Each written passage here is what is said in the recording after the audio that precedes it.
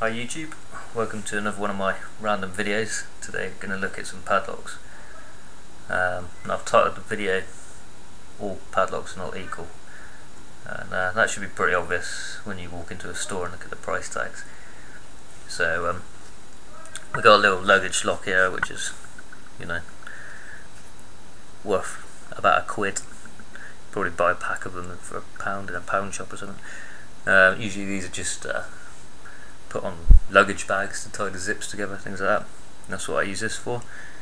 And this one I'd lost the keys to, and I just picked it off with a couple of hairpins. So that surprised me how easy I managed that. I just gave it a go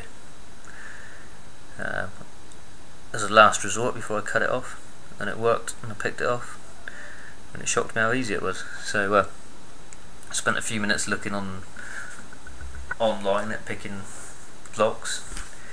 If you look on YouTube, you'll find loads of them, and there's a few forums dedicated to lock picking.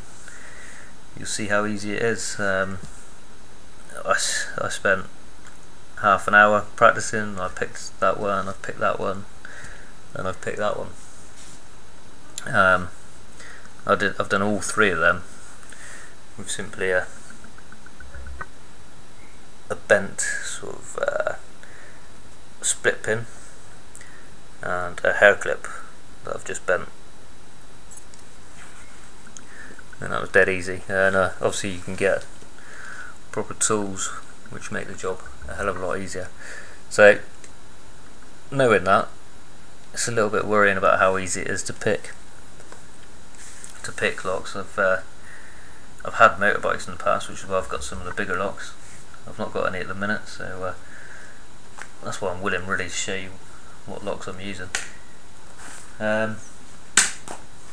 We got some combination locks here. I've not tried picking these, or not tried picking this one. I've picked this one. Combination locks are pretty easy. You can just use tension against it, and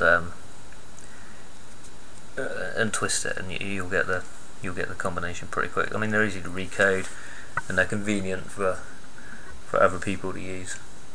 You just let them have the number, and they can let themselves into your shed or whatever you're securing. But they're very easy. So apart from picking, the other main concern is obviously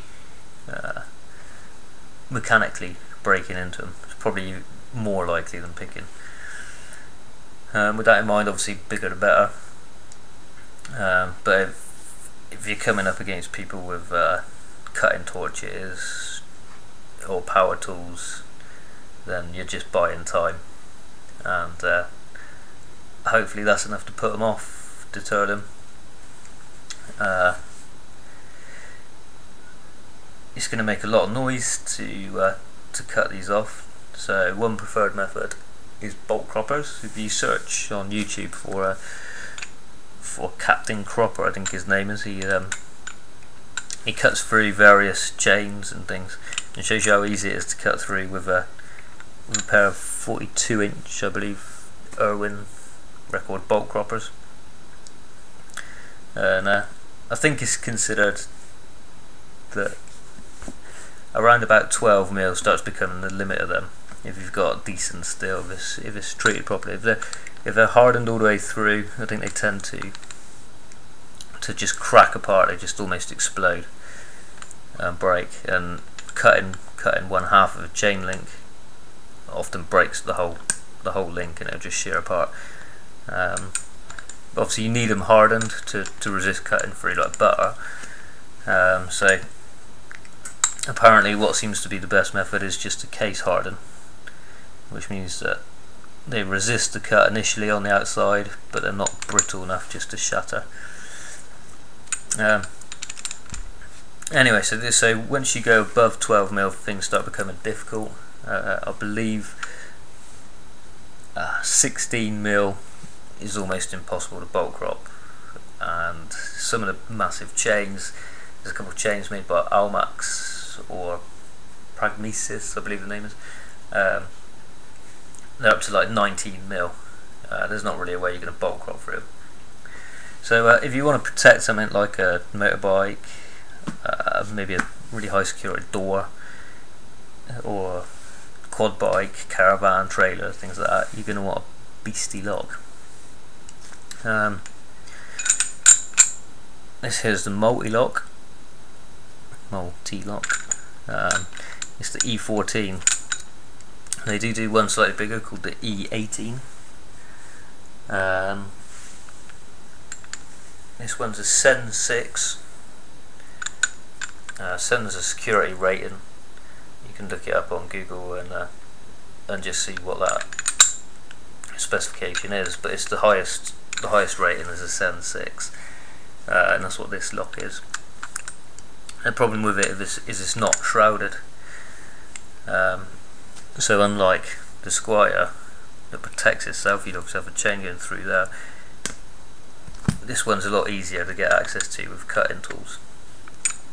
All of these bigger locks have some sort of drill protection. I don't think they'd be easy to drill, and most people would probably go for cutting through here. So thicker it is the better, but also it could do with being shrouded. You can buy this E14L, which is a low body, I believe, by the H, which brings it up and makes it look more like the Squire with the shrouded top. The Squire is one that you'll see on Almax videos. This one's slightly smaller than the one they supply. I think this is the SS50. I think it's named after the 50mm body. Has a 10mm shackle. It's a Sen 4 rating.